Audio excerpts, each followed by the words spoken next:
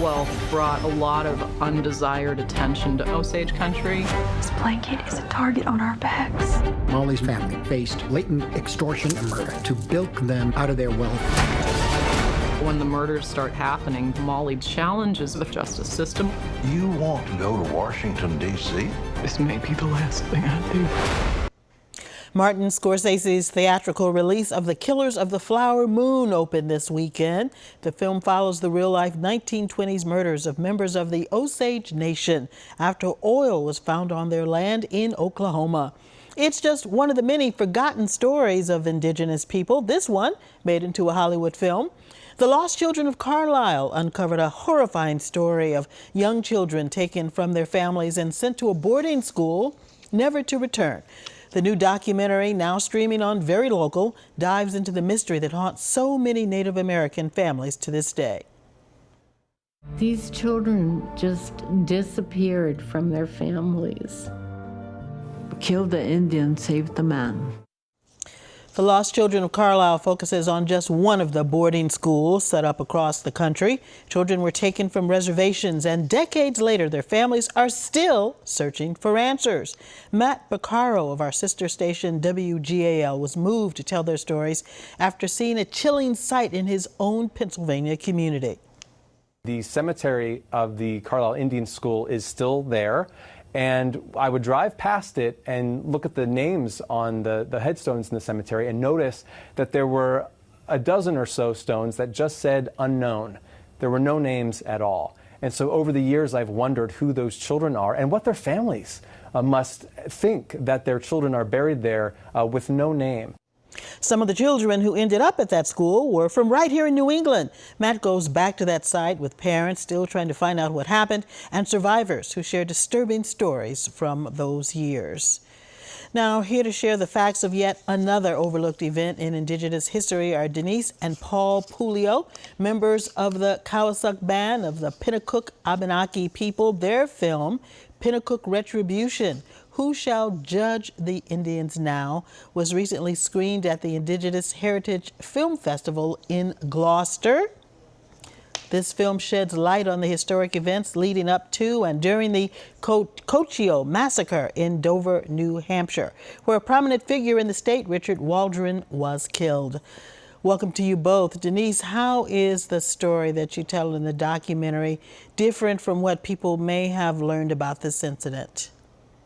Oh, thank you for having us. This story is different because Richard Waldron was typically known as a hero in the area for establishing the Dover region. He also built a dam and established one of the first mills. So he was commonly looked at as a founding father of the area. Now, Paul, is there a right or wrong side to this story? Were the actions of the Pinnacook justified? And you might want to just tell us more about what happened. Well, like all things, there was a lot of give and take with colonials and the English. Waldron was known to take care of the Pinnacook, but on the other hand, he used us like a human shield from other tribal groups, and he didn't trade very fairly with us either. And unfortunately, the town of Dover, which was originally called Cochico, kind of elevated Waldron into a hero status only based on one letter that they had on record, and they didn't look beyond that one letter. And there was another nuanced story that was never told. What has been the lasting impact on the Native community after this incident? Well, you know, Waldron was instrumental in having about 350 of us taken as captives and then sold into slavery. And we were always aggrieved by the fact that he really didn't, protect us. And 350 was sold into slavery for parts unknown, probably Tangiers, the Azores, or Barbados. And we were always reflecting on our family members that were stolen and put into slavery so early in that time period.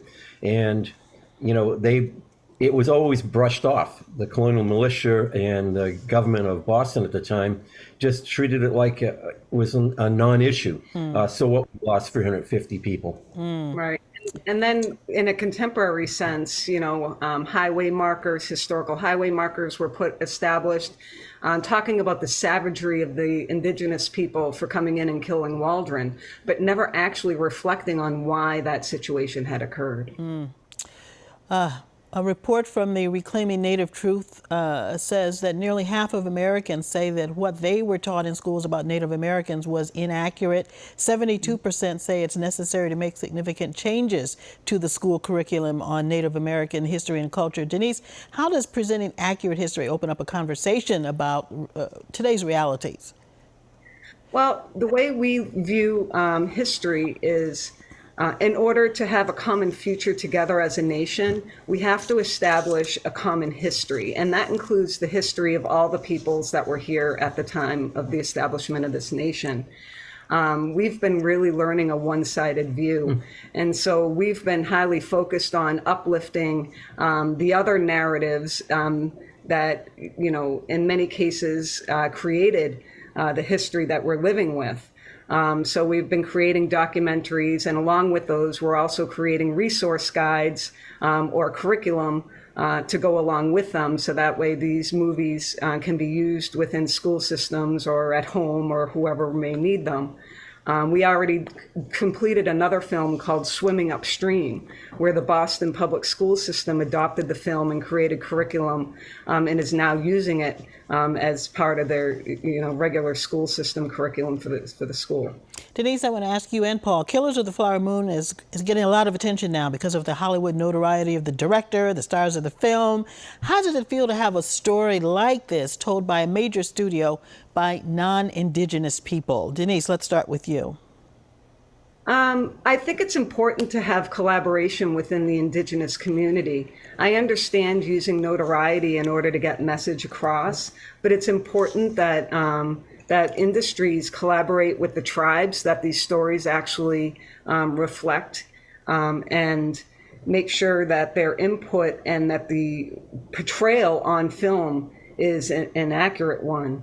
A lot of times they use Western knowledge in order to develop these manuscripts. Yeah. And Scorsese has made a point in most of his interviews that he has included a lot of the Osage Nation in the development and actors, people in front of and beyond the screen.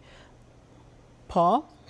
Well, we still think that it should be told from Native voices, in all candor. We always deal with this issue. Well, we'll interview Indigenous people and get the story, but it's nuanced. And I think from the heart, it's always told from the heart, genuinely from Indigenous people to tell our own stories.